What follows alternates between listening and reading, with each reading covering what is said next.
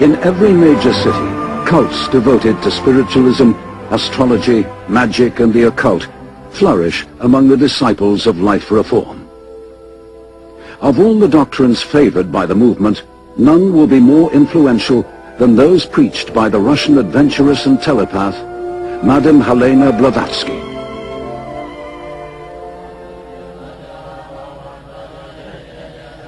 In 1888, Madame Blavatsky claimed to have traveled to Tibet and there to have been initiated into the secrets of spiritual masters she calls the hidden elect.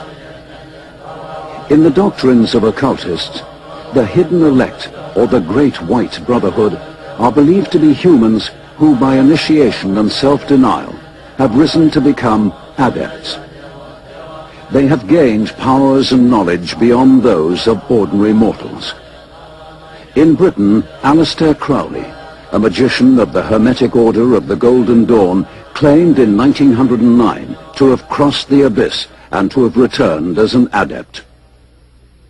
Madame Blavatsky did not claim to be an adept in her own right, but she did claim constant telepathic communication with her hidden masters. They had revealed to her, their chosen one, the occult history of the human race.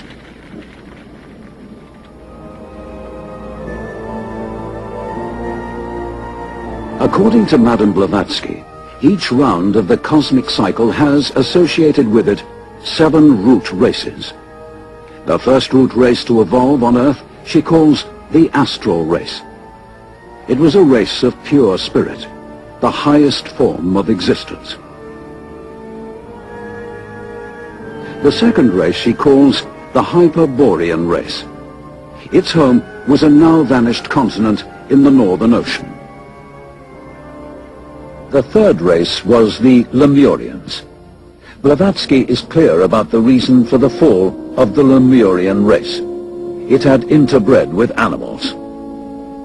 The fourth race in the history revealed to Madame Blavatsky is the race of Atlantis. The Atlanteans had possessed psychic powers and had constructed giant cities using an energy source of mysterious origins. The Atlanteans were destroyed in a great flood. The fifth root race Madame Blavatsky sees as the race of hope. The race that had once founded the culture of ancient Greece and soon would return man to the pinnacle of spirituality. That race she named the Aryan. By 1914, Blavatsky's mystical doctrine of the destiny of Aryan man has spread throughout Germany and Austria.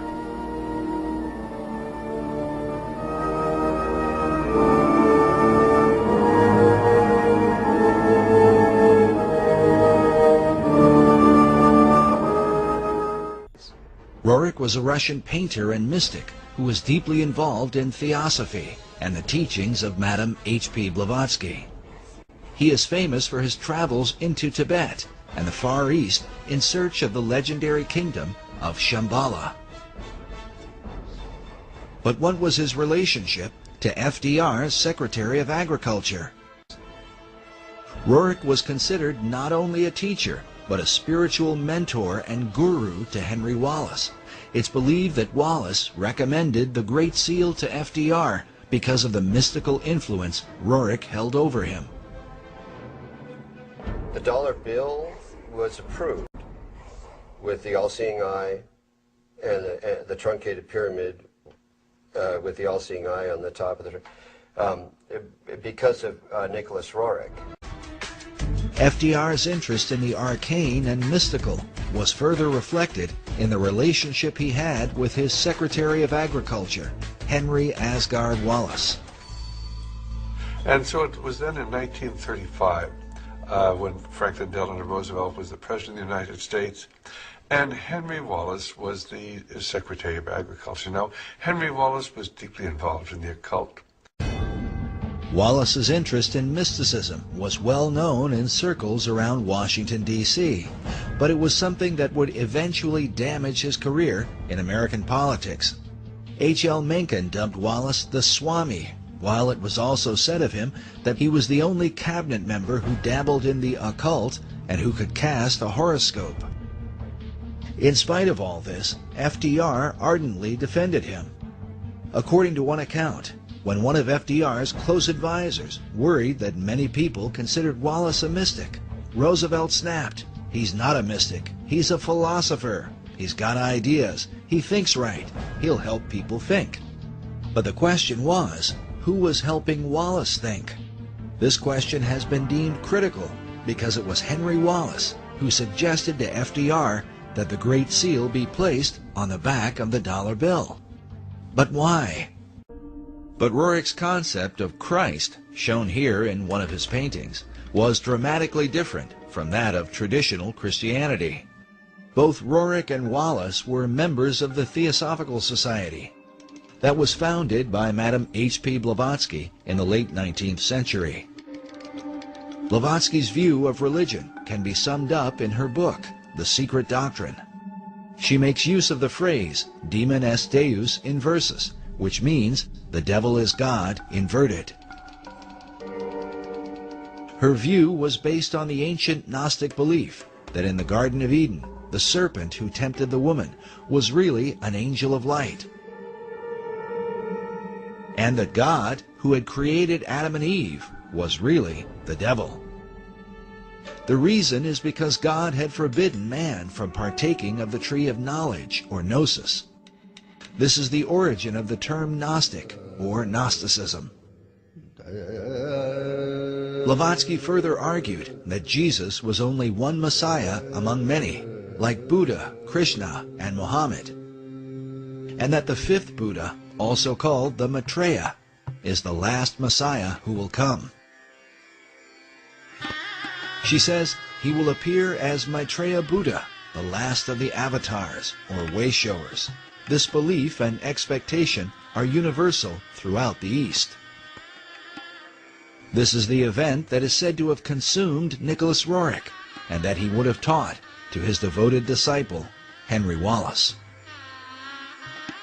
The proof of their bizarre relationship was more fully revealed in a series of letters penned by Wallace to Nicholas Roerich. Next, he was impressed with the idea that the foundation for the new order of the ages had been laid in 1776, but that it would be completed only under the eye of the great architect. Roosevelt, like myself, was a 32nd degree Mason. He suggested that the seal be put on the dollar bill rather than a coin, and took the matter up with the Secretary of the Treasury. The Secretary of the Treasury at the time was Henry Morgenthau. And he talked to Henry Morgenthau, who was the Secretary of the Treasury, and got him convinced that we should put this esoteric emblem from the back of the Great Seal of the United States onto the back of the dollar bill. This really symbolized the fact that now the esoteric influence dominated the American government. And Morgenthau, the Secretary of Treasury, wrote extensively about this point, and he said there's some strange cabal, some mystical order behind the scenes, calling shots on the artwork that appears now on our dollar bills. He had to approve it, and he later had found out that this was all Henry Wallace's. It was all based on Henry Wallace's relationship to Nicholas Roerich. Nicholas Roerich is the person who is responsible for that ending up on the dollar bill. While many people have never heard of Roerich, he was a well-known figure during the FDR era, in the years preceding World War II. His works of art were internationally recognized, so much so that an entire building in New York was erected to house his many paintings. Roerich was nominated 3 times for the Nobel Peace Prize and was the inspiration for the Roerich Peace Pact, which was signed by Henry Wallace in the presence of President Roosevelt at the White House. But Roerich's story is one of success and disgrace, as he eventually fell out of favor with his greatest supporters, and at one point was suspected by the Soviets, the Japanese, and the United States of being a spy.